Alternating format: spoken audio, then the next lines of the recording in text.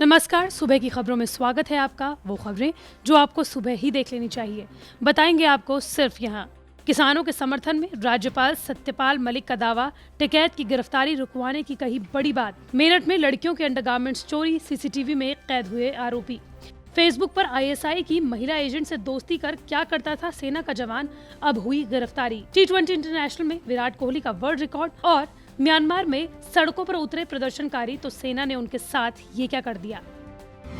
मेघालय के राज्यपाल सत्यपाल मलिक कृषि कानूनों को लेकर आंदोलनकारी किसानों के समर्थन में आ गए हैं। उन्होंने साफ कहा है कि दिल्ली में किसानों को दबाव और अपमानित करके खाली हाथ मत भेजना, क्योंकि मैं जानता हूं कि सरदारों को 300 साल तक ये कुछ नहीं भूलते हैं। जिस देश का किसान और जवान जस्टिफाई नहीं होता, उस देश को कोई बचा नहीं सकता। मेघालय के राज्यपाल सत्यपाल मलिक ने अपने गृह जनपद बागपत में अभिनंदन समारोह के दौरान ये बात कही। राज्यपाल सत्यपाल मलिक ने किसान नेता राकेश टिकैत की गिरफ्तारी रुकवाने का दावा करते हुए कहा कि जब मैंने किसान नेता राकेश टिकैत की गिरफ्तारी की सुगबुगाहट सुनी तो फोन करके इसे रुकवाया। उन्होंने ये भी कहा कि यकीन दिलाता हूँ, किसानों के मामले पर जितनी दूर तक भी जान पड़ेगा उतनी ही दूर तक जाऊंगा, क्योंकि मुझे किसानों की तकलीफ मालूम है। देश में किसान बहुत बुरे हाल में है। बता दें कि किसान कृषि कानून के विरोध में 3 महीने से ज्यादा से सिंघू टिकरी बॉर्डर पर डटे हुए हैं। किसानों की मांग है कि सरकार तीनों कृषि कानूनों को वापस ले, लेकिन सरकार किसानों की मांग से सहमत नहीं है।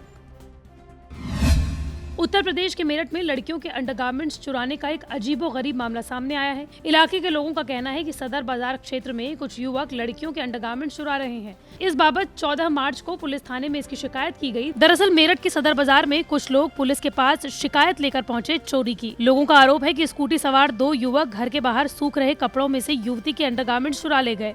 उनका ये कहना है कि ऐसी घटना पहले भी हो चुकी है। चोरी की घटना पास में लगे सीसीटीवी कैमरे में कैद हो गई। इलाके के लोगों ने पुलिस को सीसीटीवी फुटेज भी मुहैया कराया, जिसमें गारमेंट्स चोरी करते हुए युवक साफ देखे जा रहे हैं। इलाके के लोगों ने आशंका जताई है कि ये तंत्र मंत्र का हिस्सा हो सकता है। घटना के विरोध में दर्जनों लोग सदर बाजार थाने पहुंचे और पुलिस को घटना की जानकारी देकर एक्शन लेने की मांग की। राजस्थान में सेना के एक जवान को गोपनीय जानकारियां पाकिस्तानी खुफिया एजेंसी आईएसआई को भेजने के आरोप में गिरफ्तार किया गया है। मिलिट्री और राजस्थान इंटेलिजेंस ने संयुक्त रूप से कार्रवाई कर जवान को सीकर से गिरफ्तार किया। जवान हनी ट्रैप में फंसकर खुफिया जानकारी पाकिस्तान को भेज रहा था। इस जवान को हनी ट्रैप में फंसाने वाली महिला अश्लील वीडियो कॉल किया करती थी और फिर संवेदनशील जानकारियां जुटाती थी। सिक्किम में तैनात आकाश छुट्टी लेकर अपने गाँव आया था। वो सोशल मीडिया चैट के जरिए भारतीय सेना की गोपनीय सूचना लीक कर रहा था। आरोपी सितंबर 2018 में सेना में भर्ती हुआ था। सेना के जवान आकाश मेहरिया को शासकीय गुप्त बात अधिनियम 1923 के तहत यानी कि ऑफिशियल सीक्रेट्स एक्ट 1923 के तहत पूछताछ के लिए जयपुर लाया गया, जहां एजेंसियों की पूछताछ में आरोपी ने बताया कि 2019 में अपनी ट्रेनिंग पूरी करने के बाद वो पाकिस्तानी महिला एजेंट द्वारा बनाई गई फेसबुक आईडी से जुड़ गया था। फ्रेंड रिक्वेस्ट खुद महिला ने भेजी थी। उसने ये भी कबूला कि बातचीत के दौरान सेना से संबंधित कुछ सूचनाएं उसने दी है। फिलहाल आरोपी से पूछताछ जारी है।